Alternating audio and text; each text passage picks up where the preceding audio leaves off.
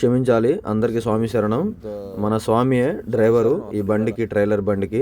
ఇలా స్వామి శరణం అయ్యప్ప వల్ల, దయ వల్ల ఆయన బ్రతికారని అనుకోవచ్చు. అసలు ఎవరికి ఏమీ కాలేదు. ఈ 2 లారీల వల్ల ఇద్దరికి కూడా ఎవరికి ఏం కాలేదు. స్వామికే కొంచెం కాలు దగ్గర దెబ్బ తగిలింది. సో జరిగింది ఏంటంటే, మన పడిపోయిన బండి రోడ్డు మీద పెట్టుకొని ఉండడంతో నిద్రపోయారు.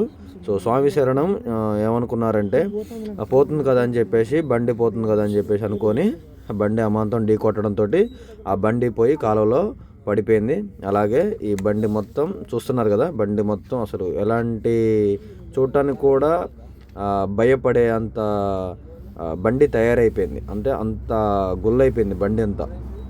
కానీ ఆ స్వామి దయ వల్ల, లేకపోతే వేసిన పొద్దు ఎలా ఉందో, కానీ అందరికీ ఎవరికి ఏమీ కాలేదు, అందరికీ మంచిగా జరిగింది.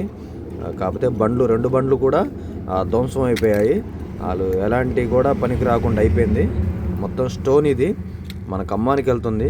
ఇది పెద్దవంగర, మన తొర్రూరు టు ఖమ్మం రోడ్లో దంతాలపల్లి పెద్దవంగర దగ్గర యాక్సిడెంట్ జరిగింది.